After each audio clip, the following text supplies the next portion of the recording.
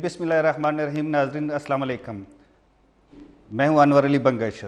आज कौमी असम्बली का आखिरी दिन और इत्तेहाद हुकूमत का भी आखिरी दिन है।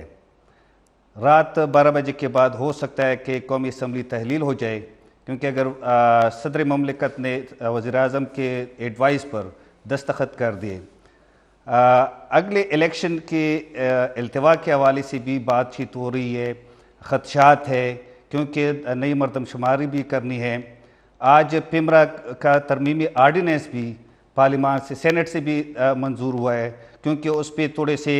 तहफ़्फ़ुज़ात कुछ सहाफ़ियों के, फिर वो हुकूमत ने वापस ली और फिर सहाफ़ियों के एहतजाज के बाद आज दोबारा उन तरमीम को पास किया है। हम आज प्रोग्राम में इत्तेहादी हुकूमत की तकरीबन 16 महीनों की कारकर्दगी पर बात करेंगे और अफ़गानिस्तान और पाकिस्तान के दरमियान जो दहशतगर्दों के हवाले से इल्ज़ामात या ताल्लुकात में जो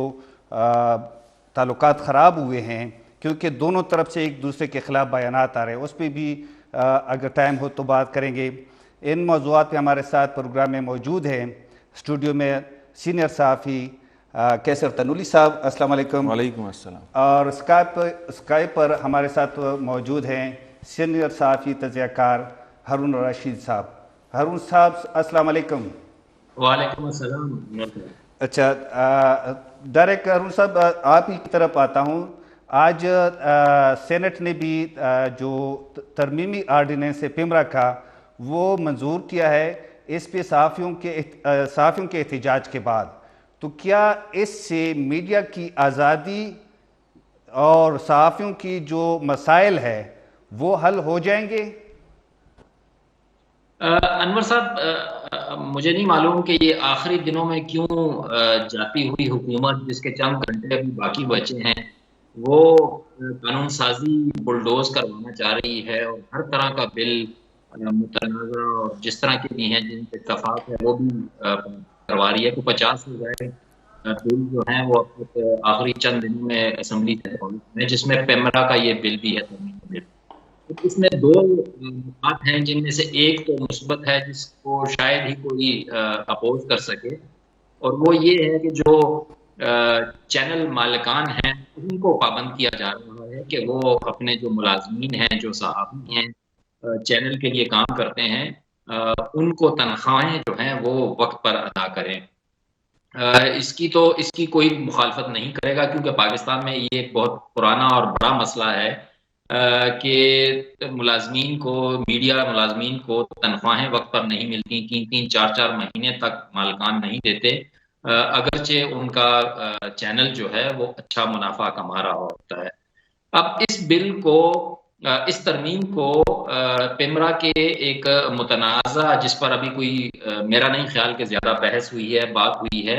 उसके साथ जोड़ दिया गया है। होना ये चाहिए था कि ये वाली तरमीम अलग बिल की सूरत में आती, और जो बिल इन्होंने डिसइंफॉर्मेशन और इंफॉर्मेशन को साथ में मिला दिया है कि अब पिमरा उस पर भी नज़र रखेगा और चैनलों को पाबंद बनाएगा कि वो डिसइंफॉर्मेशन और मिस इन्फॉर्मेशन ना करें।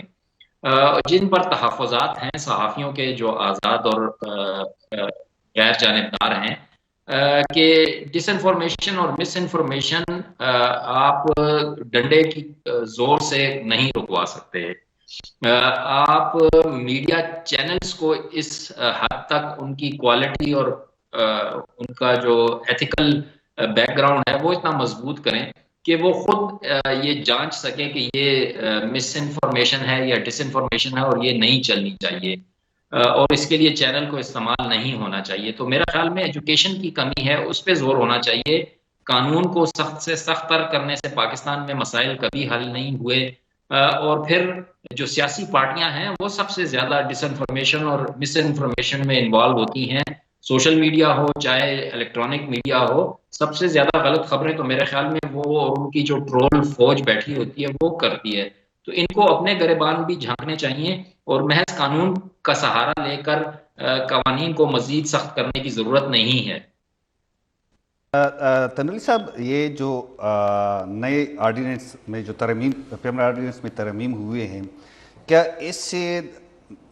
پیمرا جو ہے میڈیا کو آزادی مل سکتی ہے، کیونکہ یہ کہہ رہے ہیں کہ ہم نے جو حکومتی اختیارات تھے وہ ہم نے پیمرا کو اس کے کمپلینٹ کونسل کو دیے، تو اس سے جو پہلے پیمرا چینلز کو بند کرتے تھے، آف ایئر کرتے تھے، یا کسی کے پروگرام پہ پابندی لگاتے تھے بغیر کسی نوٹس کے، وہ فون کر کے کہ یہ نہیں کرنا، یا کسی سیاسی لیڈر پہ پابندی لگاتے، تو اس سے وہ جو ماضی میں ہوتے وہ رک جائیں گے؟ بنگش صاحب بہت شکریہ آپ کا. اگر ہم اس بل کو دیکھیں تو پہلے بل مریم اورنگزیب صاحبہ جو ہماری وفاقی وزیر اطلاعات انہوں نے پیش کیا، پھر واپس لیا، اور آج پھر انہوں نے سینٹ میں اور قومی اسمبلی سے منظور بھی کروا لی ہے. معاملہ یہ ہے کہ صحافی جو ورکنگ جرنلسٹ ہیں، میں نے ان کی سپیچ وہ ساری سنی جو انہوں نے پارلیمنٹ کے باہر کی. انہوں نے کہا جی کہ اس بل کے اندر، اور خاص طور پہ پیمرا آرڈیننس کے اندر، ہر سال تبدیلی آنی چاہیے، ہر سال قوانین بدلنے چاہیے، کیونکہ وقت کی اہم ضرورت ہے. اور پاکستان کے اندر الیکٹرانک میڈیا ہو، پاکستان کے اندر ڈیجیٹل میڈیا ہو، پاکستان کے اندر نیوز پیپرز ایسوسیشنز ہو، کہتے ہیں وہ ان کے لیے پھر کچھ نہ کچھ چیزیں موجود ہیں، لیکن بدلتی دنیا کے ساتھ ہمیں قوانین کو بھی بدلنا ہوگا اور اس کے اندر جدت وقت کے ساتھ لانی ہوگی. بہت اچھی بات کی انہوں نے. لیکن معاملہ یہ ہے کہ جن چیزوں کا ذکر آپ کر رہے ہیں اور جو چیزیں آپ پوائنٹ آؤٹ کر رہے ہیں کہ کیا صحافی یا صحافتی حلقے یا میڈیا ہاؤسز آزاد ہوں گے، یہ اس سے بالکل مختلف بات ہے. یہ چیزیں ریاست اور ریاستی اداروں کا جب ٹکراؤ آپس میں آتا ہے نا، تو پھر یہ سارے قوانین اور یہ ساری جو آپ کی لکھت پڑھت ہوتی ہے یہ بھول جاتے ہیں، اور اس کے بعد وہی بات ہوتی ہے جو ڈنڈے کے زور پہ ہوتی ہے، جو زور بازو کے ساتھ معاملات چلتے ہیں. تو جہاں تک ورکنگ جرنلسٹ کی بات ہے، جہاں پر ورکنگ جرنلسٹ کو سہولیات دینے کی، ان کے حقوق کی بات ہے، وہاں پر تو صحافی جو فیلڈ میں کام کرنے والے رپورٹرز ہیں، جو باقی جرنلسٹ ہیں، وہ مطمئن ہیں. لیکن جہاں پر بات آتی ہے نا کہ اب چیزیں کس طرف چلنی چاہیے، عوام کا رخ کس سائڈ پر ہونا چاہیے، یہ چیزیں میں نہیں سمجھتا کہ شاید کنٹرول میں ہوں گی. اور اس میں کافی حد تک اگر ہم لوگ انٹرنیشنل میڈیا کو دیکھیں یا باقی دنیا کو اٹھا کے دیکھیں، گلف کنٹریز کو، بڑی ایک سادہ سی مثال آپ کے پاس، گلف کنٹریز کے اندر جب تک وہاں کی اسٹیٹ کی طرف سے کوئی چیز نہیں آتی، وہاں پہ کوئی چیز آپ غیر ضروری نشر نہیں کر سکتے، شیئر نہیں کر سکتے. کچھ چیزیں بہت ضروری ہیں کہ آپ کے اوپر چیک ہو، آپ نے ذمہ داری کا مظاہرہ کرنا ہے، آپ نے چیزوں کو تصدیق کے بعد، میں اکثر یہ بات کرتا ہوں کہ تصدیق اور تحقیق بہت زیادہ ضروری ہوتی ہے. ہمارے ہاں چیزوں کی بھرمار ہوتی ہے، اتنے فلو میں چیزیں چل رہی ہوتی ہیں، پتہ ہی نہیں ہوتا ہے کہ 100 میں سے 99 چیزیں غلط ہیں. لیکن تصدیق اور تحقیق کے بعد اگر کوئی چیز آتی ہے تو اس کو نہیں روکنا چاہیے، اس کے اوپر بات ہونی چاہیے، اس کو چلنا چاہیے، چاہے وہ ریاست کے اور ریاستی اداروں کے خلاف ہی کیوں نہ ہو. اچھا ہارون بھائی، آپ نے جو کہا تھا کہ قانون سازی جلدی قانون سازی کرتے ہیں، جو آخری دنوں میں حکومت نے کی ہے وہ کارکردگی میں آتی ہے کہ، لیکن اس بل پہ سینٹ کی اسٹینڈنگ کمیٹی میں بھی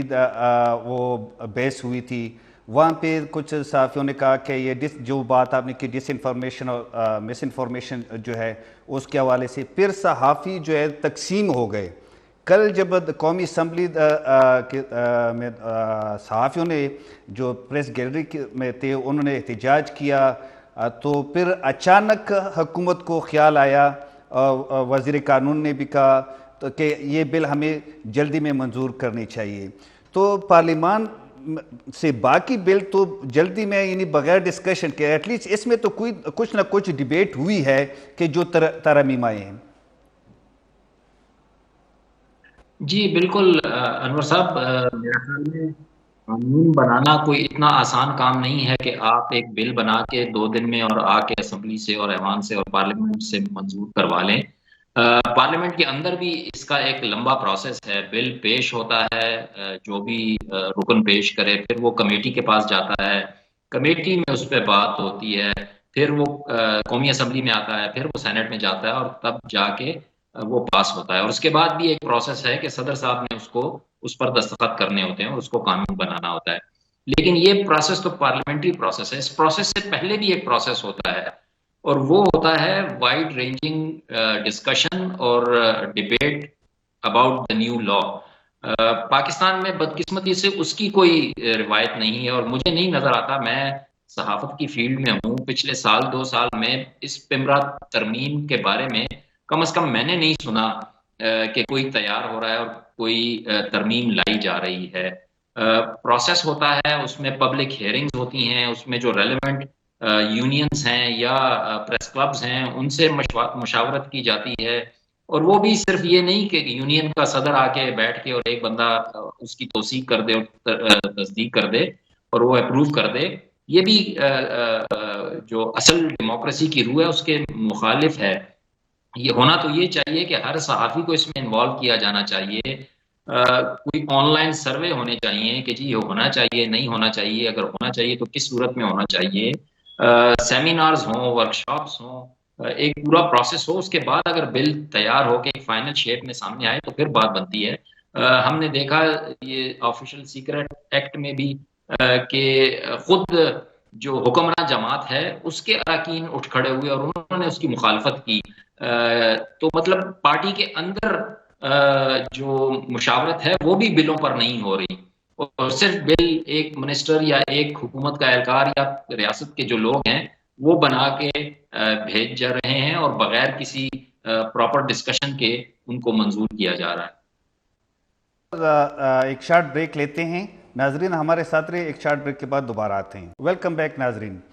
تنوری صاحب، ہارون صاحب جس طرح کہہ رہے کہ ڈیبیٹ نہیں ہوتی قوانین پہ، تو موجودہ حکومت نے آخری دنوں میں، پہلے پی ٹی آئی کا جو دور تھا اس میں آرڈیننس ہی پاس ہوتے، سارے قانون سازی آرڈیننس کے ذریعے ہوتی تھی، لیکن موجودہ حکومت نے ایسی قانون سازی کی کہ لوگ کہتے کہ یار ایسے آرڈیننس ہی بہتر تھے، کیونکہ پارلیمان میں اس پہ ڈیبیٹ نہیں ہوتی، کسی رکن کو پتہ نہیں کہ اس کے اندر کیا ہے۔ ایک دن میں کچھ دنوں میں 122 قوانین پاس ہوئے اور جلدی پاس ہوئے، کسی نے پڑھا ہے نہ دیکھا ہے۔ تو یہ جو پی ڈی ایم اور پیپل پارٹی اتحادی جماعتوں، انہوں نے خود پارلیمان کی توہین نہیں کی، بے توقیری نہیں کی۔ بانگش صاحب، میں ارون رشید صاحب کی بات پہ رسپونڈ کروں گا۔ وہ معاملہ یہ ہے کہ ڈسکشن نہیں ہوتی۔ ہماری صحافتی تنظیمیں جو ہیں، جو نمائندہ تنظیمیں ہیں، ان کے جو سربراہ ہیں نا، چاہے وہ آر آئی یو جی ہو گئی، چاہے وہ پی ایف یو جی ہو گئی، چاہے وہ نیشنل پریس کلب کے لوگ ہو گئے، تمام تر جو ذمہ دار لوگ ہیں وہ اس حکومت نہیں، وہ ہر حکومت کے جو نمائندہ لوگ ہوتے ہیں، جو وزیر ہوتے ہیں، جو خاص طور پہ وزیر اطلاعات ہوتے ہیں، ان سے ملاقاتیں بھی کرتے ہیں، اور یہ معاملات جو صحافتی معاملات ہیں یہ ہر دور میں ڈسکشن میں رہتے ہیں۔ لیکن بدقسمتی کے ساتھ اگر کوئی قانون سازی ہو بھی جاتی ہے، کوئی چیز ڈسکشن میں آنے کے بعد اس کے اوپر کوئی عمل درآمد کی بات کرتے بھی ہیں، تو وہ جب وقت آتا ہے نا، جس کا ذکر میں نے پہلے ہی کیا کہ ڈسکشنز ہوتی ہیں، یہ کوئی نہیں کہہ سکتا، ڈسکشنز بڑے ہائی لیولز پہ ہوتی ہیں، بڑی میٹنگز ہوتی ہیں، لیکن وہ بات اپنی جگہ پہ درست ہے کہ ہر جرنلسٹ کا اس کا حق ہونا چاہیے، آن لائن اس کے اوپر آپ کوئی سروے کیا کریں یا کوئی بھی اس کا طریقہ کار اپنایا جا سکتا ہے، لیکن جو الیکٹڈ باڈیز ہوتی ہیں، چاہے وہ نیشنل پریس کلب کی ہے، چاہے وہ یونین کی ہے، چاہے وہ پی ایف یو جی کی ہے، ان کے جو ذمہ دار لوگ ہیں وہ حکومتی سطح پر بھی ملاقاتیں کرتے ہیں، وہ انٹرنیشنل جو جرنلسٹ کی جو تنظیم ہے ان کے وفود کے ساتھ بھی جا کے ملاقاتیں کرتے ہیں۔ تو یہ ڈسکشنز ہوتی رہتی ہیں، لیکن قانون اب جس کا ہم لوگ بات کریں نا کہ یہ اب اس کی منظوری ہو گئی، اب اس کے عمل درآمد کا قانون اس ملک کے اندر آپ کو ہر چیز کے اوپر نظر آئے گا، قانون بن بھی جاتا ہے، مل بھی جاتے ہیں، ساری چیزیں ہو بھی جاتی ہیں، لیکن جہاں پر عمل درآمد کی بات آتی ہے وہاں پر آ کے ساری چیزیں ختم ہو جاتی ہیں۔ تو ڈسکشنز تو ہوتی رہتی ہیں ہر طرح کی۔ آپ نے ذکر کیا سیکرٹ ایکٹ کا، تو اس کے اندر بہت ساری ایسی چیزیں ہیں جو پہلے بھی قانون کے اندر موجود تھی، جو ساری چیزیں موجود تھی، لیکن بات یہ ہے کہ عمل درآمد میں پھر آگے پھنس جاتے تھے۔ تو اب دیکھتے ہیں کہ اس کا کتنے پازیٹیو جو ہیں وہ رزلٹس ملتے ہیں۔ باقی ڈسکشن اور یہ ساری چیزیں اجلت، یہ تو آپ کو پتہ ہے کہ اب وہ کہتے ہیں نا کہ جب غیر معمولی حالات ہوتے ہیں تو غیر معمولی اقدامات بھی کیے جاتے ہیں، یہ وہی بات چل رہی ہے۔ اچھا ہارون صاحب جی، جو قانون سازی میں تو یہ جو ہے حکومت بہت دڑا دڑ قانون پاس کر رہی تھی آخری دنوں میں، لیکن معاشی پالیسیز جو ہے، جو اقدامات انہوں نے کیا ہے، تو ان کی اس سے آپ مطمئن ہے کارکردگی سے؟ کیونکہ عوام تو مہنگائی سے جو ہے بہت تنگ ہے۔ جی بالکل انور صاحب، میرے خیال میں اگر یہ اتحادی حکومت کے آپ 16 ماہ کا انالیسس کریں تو سب سے بڑا چیلنج ان کے لیے میرا خیال میں ڈومیسٹک جو تھا وہ اکانومی ہی تھی۔ جب یہ حکومت میں آئے عدم اعتماد کے ووٹ کے بعد، تو ہم نے دیکھا کہ ماہ 2 ماہ کافی تاخیر ہوئی، ڈیلے ہوا، حکومت کوئی فیصلہ کرنے میں سستی دکھا رہی تھی، جس کی وجہ سے اکانومی مزید خراب ہوئی۔ پھر آئی ایم ایف کے ساتھ پھر انہوں نے اپنا وزیر خزانہ بھی مفتاح اسماعیل سے بدل کر اسحاق ڈار صاحب کو لے کے آئے،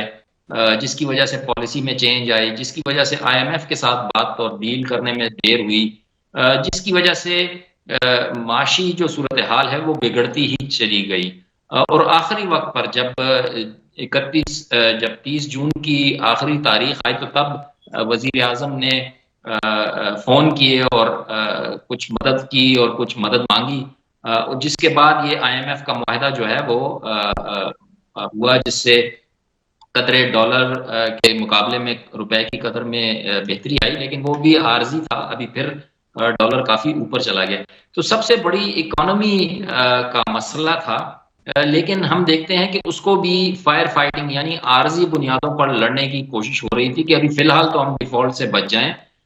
9 ماہ کا معاہدہ ہوا، اس کے بعد پھر دیکھیں گے جو نئی حکومت آئے گی یا یہی لوگ آئیں گے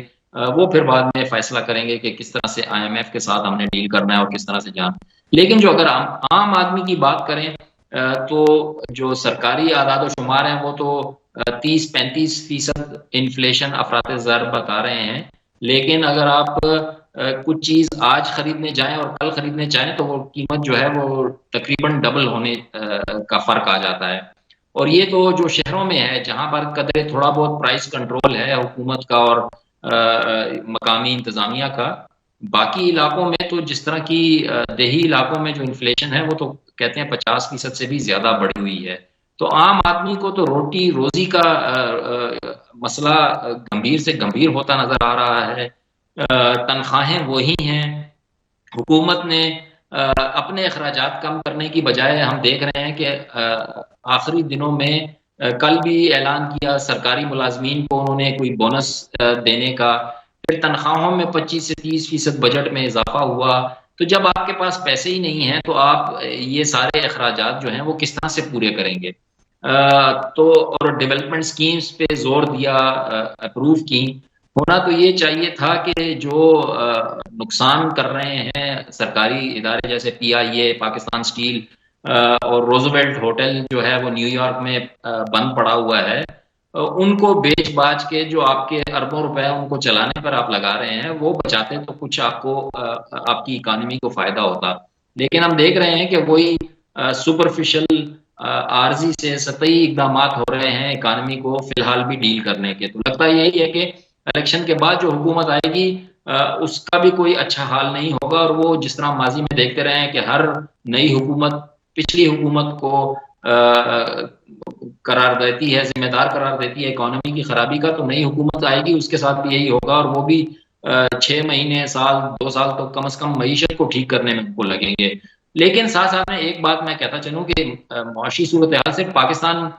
کی وجہ سے نہیں ہوئی، پاکستان کی تو بڑا چنک 70-80% خرابی کی وجہ اپنی غلط پالیسیاں ہیں، لیکن 20 سے 25% اگر آپ دیکھیں تو انٹرنیشنل دنیا میں بھی یوکرین وار شروع ہوئی جس کی وجہ سے امریکہ تک میں مہنگائی اور UK میں بھی ریسیشن اور اس کی باتیں ہو رہی ہیں، تو وہ بھی وجوہات تھیں جنہوں نے اچھا تنولی صاحب، ہارون صاحب کہہ رہے کہ تقریباً مہنگائی 35 یعنی جو سرکاری اعداد و شمار 28-29 سے اوپر ہے، جب PTI کی حکومت ختم ہو رہی تھی تو 13.4% مہنگائی تھی، اب ڈبل سے بھی اوپر ہو گیا جو 16 مہینے ہیں۔ تو PTI کی حکومت نے جس طرح شیخ رشید صاحب کہتے تھے کہ ہم نے PDM کے لیے معاشی لینڈ مائنز بچھائے ہیں، تو کیا یہ جو فیصلے ہوئے ہیں موجودہ حکومت نے جو کہتے ہیں کہ ہم نے ملک کو ڈیفالٹ سے بچایا ہے، تو یہ اگلے حکومت کے لیے انہوں نے لینڈ مائنز ہٹائے ہیں کہ نہیں، یا وہی جو حالات ہیں جو ان کے لیے چھوڑے تھے؟ میرے خیال میں تھوڑے سے لینڈ مائنز جو تھے لینڈ مائن وہ تھوڑے ہٹائے ہیں جو IMF کے ساتھ ڈیل ہوا ہے۔ باقر صاحب، جو 3.5 سال کا عرصہ تھا پاکستان تحریک انصاف کی حکومت کا، اس میں ہم نے جب یہ حکومت PDM کی آ رہی تھی نا، جب عدم اعتماد ہوا اس وقت کے پرائم منسٹر کے خلاف، تو ہم نے دیکھا کہ جو بھی حالات تھے، باہر عوام کی بات کرو، عام لوگوں کی، لوگ مہنگائی کا رونا رو رہے تھے، لوگ کہہ رہے تھے برے حالات ہو گئے ہیں، بیڈ ایڈمنسٹریشن ہے اور چیزیں بہت بگاڑ کے رکھ دی ہیں، اور ہم یہ ہو گیا وہ ہو گیا، مطلب جو رونا عوام کا تھا نا وہ ہم نے 3.5 سالوں میں دیکھا۔ اور اس کے بعد جب PDM کی حکومت آئی اور ان کے پاس ایک بیانیہ تھا انہوں نے کہا جی کہ اس شخص نے، اس حکومت نے، اس جماعت نے جو ہے اس ملک کا بیڑا غرق کر دیا، ملک کو دیوالیے کی نہج پہ پہنچا دیا، تو ہم لوگ انشاءاللہ اس ملک کو بہتری کی طرف لے کے جائیں گے، آپ کو نظر آئے گا کہ 2 سے 3 ماہ میں چیزیں کس طرح بہتر ہوں گی۔ وہ حالات بالکل درست تھے کہ عوام پریشان تھی، مہنگائی اس وقت بھی بہت زیادہ تھی، کیونکہ اس میں 2-2.5-3 سال پھر میں آپ کو پتا کہ کووڈ کا بھی عرصہ گزرا، اور کووڈ کی وجہ سے بہت زیادہ حالات سخت ہوئے، معاملات بگڑے۔ لیکن جو انہوں نے دعوے اور وعدے کیے تھے نا پی ڈی ایم کے لوگوں نے، چاہے اس میں مولانا فضل الرحمان صاحب ہوں، چاہے اس میں بلاول بھٹو زرداری صاحب ہوں، چاہے اس میں میاں محمد شہباز شریف صاحب ہوں، یہ وہ بڑے قائدین ہیں جنہوں نے اس وقت بڑے کہتے ہیں نا سبز باغ دکھائے اس ملک کی عوام کو کہ ہم لوگ دودھ کی نہریں بہا دیں گے۔ پچھلے 16 مہینوں میں عوام کی کمر توڑ کے رکھ دی۔ کسی بھی قسم کے کوئی جو عوام کو ریلیف فراہم کرنے کی بات ہے، براہ راست عوام کو ریلیف فراہم کرنے کی، آپ نے ملک کی سطح پر ملک کو ڈیفالٹ ہونے سے کیسے بچایا، آئی ایم ایف کے ساتھ آپ نے کیسے ڈیل کی، آپ نے ورلڈ بینک سے کیسے پیسے لیے، آپ نے چائنا سے کیسے مدد لی، یہ باتیں آپ کی حد تک حکومتی معاملات تک تو ٹھیک ہیں، لیکن اس کو اس ملک کی جو غریب عوام ہے، جو عام لوگ ہیں، وہ سمجھنے کو تیار نہیں۔ وہ کہتے ہیں اگر آپ نے یہ سب کچھ کیا ہے تو ہمارے حالات زندگی بہتر نہیں ہوئے، ہماری چیزیں بہتر نہیں ہوئی، ہم لوگ روز جو ہے وہ مہنگائی کے بوجھ کے نیچے جو ہے وہ دبتے جا رہے ہیں، ہماری زندگی اور مشکلات کا شکار ہے، اور اس میں کوئی شک نہیں ہے۔ بجلی کے اگر بل اٹھا کے دیکھ لیں، آٹے کی قیمتیں دیکھ لیں، چینی کی قیمتیں دیکھ لیں، یہ عام وہ چیزیں ہیں جو اس ملک کی 95% لوگوں کی ضروریات ہیں۔ ضروریات سے مراد کہ 95% لوگ اگر آپ ان کو یہ چیزیں فراہم کر دیں گے تو ان کو باقی چیزوں سے کوئی لینا دینا نہیں ہے۔ وہ کہیں گے کہ ہماری زندگی آسان ہے، ہم لوگ اپنے بچوں کو 2 وقت کی روٹی دے سکتے ہیں، اپنے بجلی اور اپنے گھر کے معاملات کو چلا سکتے ہیں، بچوں کی تعلیم کے اوپر توجہ دے سکتے ہیں، ان کا علاج کروا سکتے ہیں، تو باقی چیزیں آپ انٹرنیشنلی جو بھی ہیں ان کو آپ ڈیل کرتے رہیں۔ ابھی آپ یہ کہہ رہے ہیں کہ ہم نے ملک کو درست سمت میں ڈال دیا ہے، اور لیکن درست سمت میں جو اس ملک کی عوام ہے وہ تو کہتی ہیں ہم لوگ نہیں ہیں۔ 95% لوگ کہتے ہیں کہ غربت ہے، بے روزگاری ہے، مہنگائی ہے، برے حالات ہیں۔ تو پھر آنے والا جو دور ہوگا آپ یہ کیسے ایکسپیکٹ کرتے ہیں کہ چیزیں ایک دم سے بہت اچھی ہو جائیں گی، یا ان کی باتوں پر جو موجودہ حکومت میں اس وقت لوگ بیٹھے ہیں ان کی باتوں پہ ہم لوگ یقین کر لیں کہ چلیں اگر نئی حکومت آئے گی تو ان کے لیے آسانیاں ہوں گی، آئی ایم ایف ان کے ساتھ اچھا ڈیل کرے گا، یا آپ اس ملک کی عوام کو ریلیف فراہم کرنے کے لیے کوئی پلان رکھتے ہیں؟ بظاہر ایسا کچھ نظر نہیں آ رہا کہ آگے حالات اچھے ہوں گے۔ اچھا ہارون بھائی، آپ موجودہ حکومت کی جو معاشی جو اقدامات ہیں اس میں سے یہ ان کا دعویٰ تو چلو کچھ حد تک درست ہے کہ ملک کو ڈیفالٹ سے بچایا، لیکن باقی جو اس کے سیاسی اقدامات یا سیاسی مخالفین کے خلاف جو تھے، جس طرح پی ٹی آئی کے دور میں وہ کہتے کہ جیل میں ڈالو، سب کو ڈالو، 5000 کو لٹکاؤ، جیلوں سے اے سی نکالو، تو آج بھی جو اس حکومت کے دور میں بھی سیاسی مخالفین کے خلاف زیادہ اقدامات ہوئے تھے کریک ڈاؤن یا پچھلی حکومت میں؟ آپ کس طرح کمپیئر کریں کہ دونوں حکومتوں کو؟ انور صاحب، میرا نہیں خیال کہ پچھلی حکومت اور اس حکومت میں کوئی زیادہ فرق ہے۔ جہاں تک بات ہے سیاسی جو مخالفین ہیں ان کو نشانہ بنانے کی، عمران خان صاحب نے تو جب ان کی حکومت تھی تو احتساب اور کرپشن کے نعرے لگا کر تقریباً تمام اپوزیشن کے اہم رہنماؤں کو جیلوں کی سیر کروائی۔ تو ہونا تو یہ چاہیے تھا کہ حکومت تبدیلی کے بعد اس پالیسی، اس روش کو ختم کر دیا جاتا، لیکن لگتا یہ ہے کہ وہی روش اب بھی جاری ہے، اور بدقسمتی سے سیاست میں جو کیچڑ اچھالنا اور ایک دوسرے کو بیجا تنقید اور ان کو بیجا جیلوں میں ڈالنا، آج تک جتنے بھی رہنما ہیں سیاسی وہ جیلوں میں گئے ہیں، مجھے نہیں یاد پڑتا کہ کوئی بڑا رہنما اس کی بنیاد پر اس کا کیس ثابت بھی ہوا ہو۔ عدلیہ کے بارے میں بھی اس طرح سوالات پھر اٹھتے ہیں کہ ایک حکومت عمران خان کی 3.5 سال تھی اور ان کے پاس تو ہونا یہ چاہیے تھا کہ ان کا کیس کافی مضبوط ہوتا کرپشن کا، اور ان سب کو عدالتوں کی طرف سے لمبی لمبی سزائیں دی گئی ہوتی، لیکن وہ کچھ نہیں ہوا۔ یہ والی حکومت جو ہے اس نے سیاسی مخالفین کو 9 مئی کے بعد جو ان کا حال کیا ہے، جو پی ٹی آئی کا حال ہوا ہے کہ پارٹی کی پارٹی ہی اب ایسا لگتا ہے کہ وہ شاید ختم کرنے کے درپے ہیں، کہ سیاسی رہنما تو ہم نے دیکھے کہ گرفتار ہوئے اور تھوڑی دیر بعد آئے اور پھر انہوں نے پریس کانفرنس کی اور سیاست سے ہی توبہ کر لی۔ تو اتنا سخت رد عمل تھا 9 مئی کا کہ پوری سیاسی پولیٹیکل پارٹی جو ایک وقت میں کہا جاتا تھا کہ پاکستان کی مقبول ترین پارٹی ہے، اس کا ہی وجود اب خطرے میں نظر آ رہا ہے. تو مجھے نہیں لگتا کہ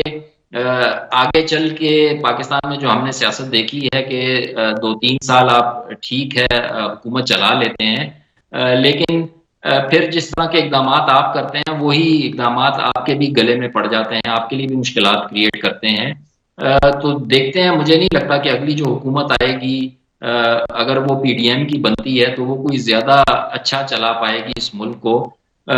اس کا بھی پھر وہی حال ہوگا جو باقی حکومتوں کا ہوا ہے. تو سیاست میں جو میں ایک بات کرتا ہوں کہ بالیدگی یا تھوڑا بہت اس میں ٹھہراؤ آنا چاہیے، اس میں لاجک پہ بات ہونی چاہیے، منطق پر بات ہونی چاہیے. محض لوگوں کو گمراہ کرنے یا سیاسی نعرے لگا کر ایک دوسرے پر پولیٹیکل سکورنگ سے کوئی فائدہ نہیں ہوگا، اور ہمیں آج تک نہیں ہوا. تو ہونا یہی چاہیے کہ سیاستدانوں کو ذرا سا اپنی بزرگی دکھانی چاہیے اور سیاست میں تھوڑی بہت سنجیدگی اور سادگی لے کے آنی چاہیے، تو شاید اس ملک کے حالات کچھ بہتر ہو جائیں. تنوری صاحب وہ کہہ رہے ہیں کہ پچھلے حکومت میں بھی سیاسی مخالفین کے خلاف جیلوں میں ڈالنا، لیکن اس وقت عدلیہ کا جو رویہ تھا وہ اچھا. تنوری صاحب ایک شارٹ بریک لیتے ہیں. ناظرین ایک شارٹ بریک کا ٹائم ہے، ہم واپس آتے ہیں، ہمارے ساتھ رہیں. ویلکم بیک ناظرین. تنوری صاحب بریک سے ہم پہلے بات کر رہے تھے کہ اس وقت بھی پی ٹی آئی کے دور میں بھی سیاسی مخالفین کے خلاف کریک ڈاؤن کو جیلوں میں ڈالنا، اس وقت بھی اس حکومت میں بھی یہی چل رہا تھا. لیکن اس وقت عدلیہ کا رویہ کچھ اور تھا، کیونکہ 3 مہینے 4 مہینے ان کو بیل نہیں ملتے تھے، پی ایم ایل این والوں کو، پیپل پارٹی والوں کو. لیکن یہ تو اچھا تھا نا کہ اس دور میں عدلیہ تو پی ٹی آئی والوں کو جلدی جلدی بیل تو دے دیتے تھے. منگٹ صاحب، اس ملک کی جو سیاست ہے نا، اس کے اندر سیاستدان ہی قصوروار ہیں اور کسی کا کوئی قصور نہیں ہے. جب جب سیاست کے اندر بگاڑ پیدا ہوا، جب جب ایک دوسرے کے خلاف سخت زبان کا استعمال ہوا، جب جب ایک دوسرے کے خلاف سخت کارروائیاں دیکھنے میں آئی، وہ سیاستدانوں نے ہی ایک دوسرے کے خلاف کی. ہم لوگ اسٹیبلشمنٹ کو بیچ میں ڈالتے ہیں. اسٹیبلشمنٹ تو جب تھک ہار جاتی ہے، جب اس کے پاس کوئی اور جگہ نظر نہیں آتی اور دیکھتے ہیں کہ ایک دوسرے کے گربانوں تک یہ پہنچ گئے ہیں، تو پھر ہم نے دیکھا کہ اس ملک کے اوپر مارشل لاز بھی لگ گئے اور ساری چیزیں ہوگی. معاملہ یہ ہے اس وقت کہ پچھلی حکومت کے کیسز اور اس حکومت کے بننے والے کیسز حکومت کے دوران پچھلے 16 مہینوں کے اندر جو کیسز بنے، ان کا موازنہ آپ نہیں کر سکتے. یہ دونوں مختلف نوعیت کے معاملات ہیں. جو میاں محمد نواز شریف کو سزا ہوئی سپریم کورٹ سے ہوئی، آپ کے سامنے پاناما کا کیس چلا. تو کہہ رہے ہو کہ عدلیہ جی پاناما کا کیس چلا اور کس کیس میں ان کو نائل کر دیا گیا، لائف ٹائم ان کے اوپر بین لگ گیا.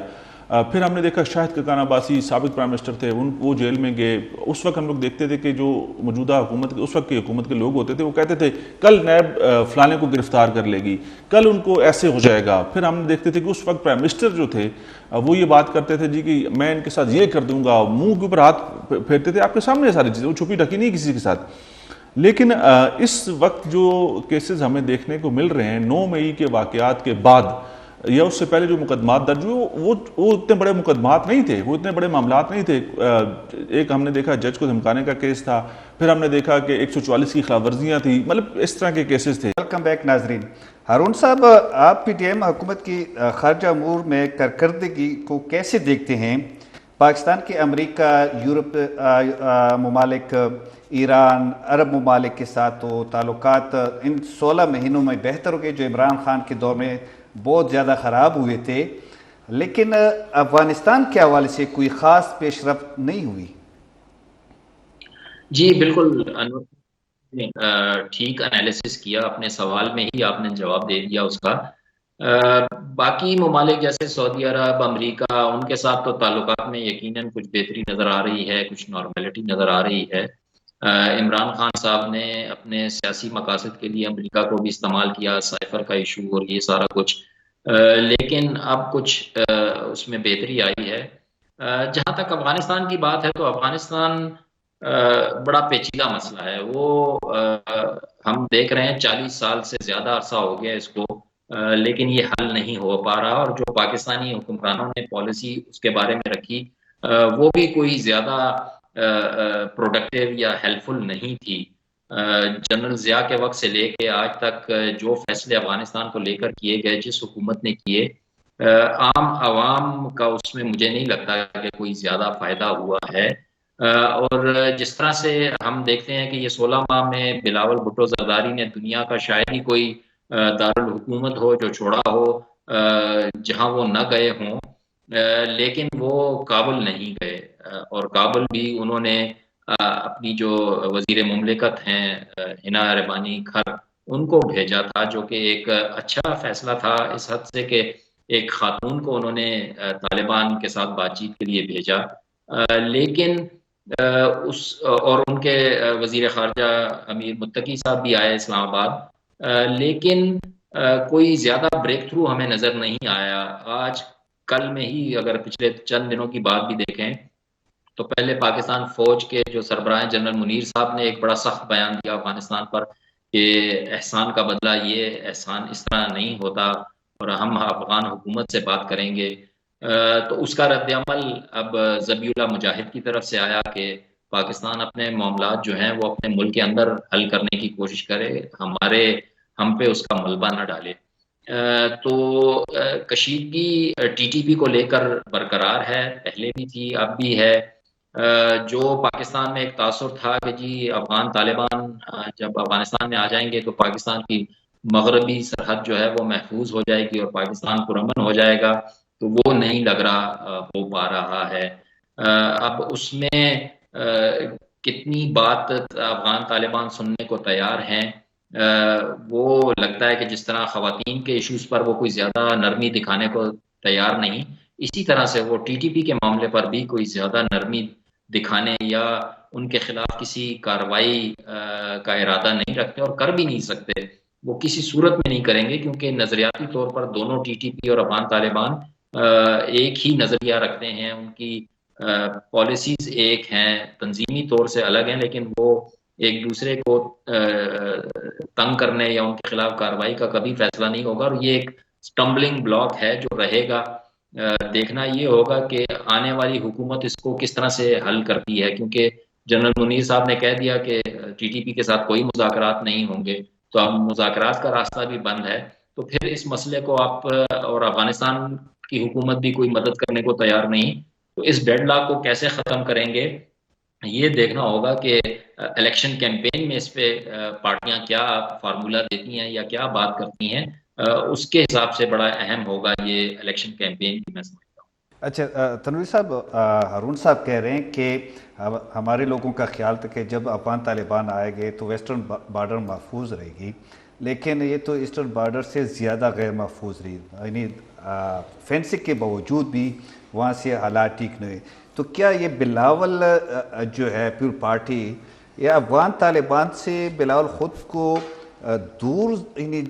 ڈسٹینس پہ رکھنا چاہتے تھے، یا کیا وجہ تھی کہ آپ امریکہ، یو کے، ہر جگہ پہ آپ چلے گئے؟ یعنی ہارون صاحب کی بات درست ہے کہ ایسے کوئی کیپٹل نہیں ہے کہ یہ گئے نہ ہو، تو کابل تو بہت نزدیک ہے، کیوں نہیں گئے؟ بنگش صاحب آپ نے کہا جی کہ ہمارے لوگوں کا یہ خیال تھا کہ ہمارا بارڈر محفوظ ہو جائے گا، ہمارے وہ جو لوگ جن کا آپ ذکر کر رہے ہیں وہ افغان طالبان اور ٹی ٹی پی کے جو لوگ ہیں ان کے مائنڈ سیٹ سے واقف نہیں ہیں، ٹھیک ہے، جو لوگ یہ بات کر رہے ہیں، باقی جو واقف ہیں اور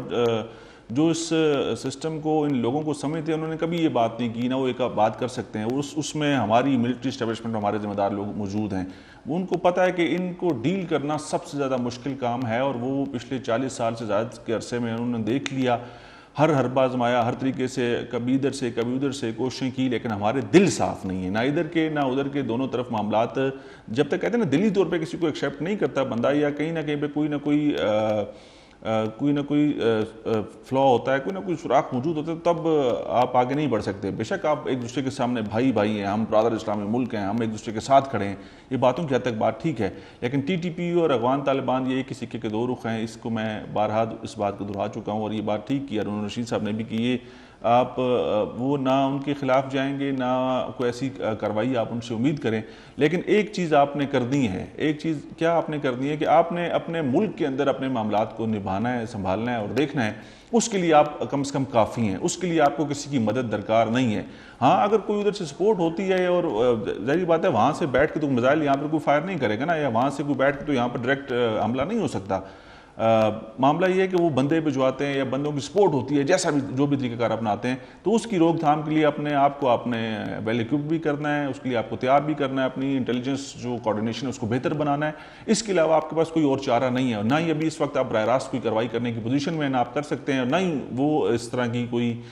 چیز جو ہے وہاں سے آپ ان کی طرف سے ایکسپیکٹ کریں. معاملہ یہ ہے کہ انٹرنل معاملات آپ نے دیکھنے ہیں. اور دوسری طرف آپ نے بلاول بھٹو زرداری صاحب کا ذکر کیا. بلاول بھٹو زرداری صاحب نے یہ جو 16 مہینے گزارے ہیں نا, یہ انہوں نے اپنی پولیٹیکل ٹریننگ کی ہے, اور یہ ان کے والد صاحب کے بتائے ہوئے سارے گر تھے جو انہوں نے استعمال کیے, اور انہوں نے دنیا کے اندر جا کے ایک اپنا معاملات اپنے جو فیوچر پلاننگ ہے اسی کے تحت یہ انہوں نے سارے سلسلے کیے, سارے دورے کیے, اور اس سے پاکستان کو بھی فائدہ ہوا. اس میں کوئی دو رائے نہیں ہے کہ پاکستان کی جو دنیا کے ساتھ معاملات ہیں, جو تعلقات ہیں, اس میں کم از کم پچھلے ادوار سے اس میں کم از کم 16 مہینوں بہتری آئی, اور آگے آئندہ جو آنے والی حکومت ہے وہ کسی سے کم از کم بات کرنے کی پوزیشن میں ہوگی. تو پہلے تو سارے دروازے بند تھے, آپ کسی طرف جا نہیں سکتے تھے, کوئی دیکھتا نہیں تھا آپ کی طرف, معاملات بہت برے ہو گئے تھے. اب کم از کم آپ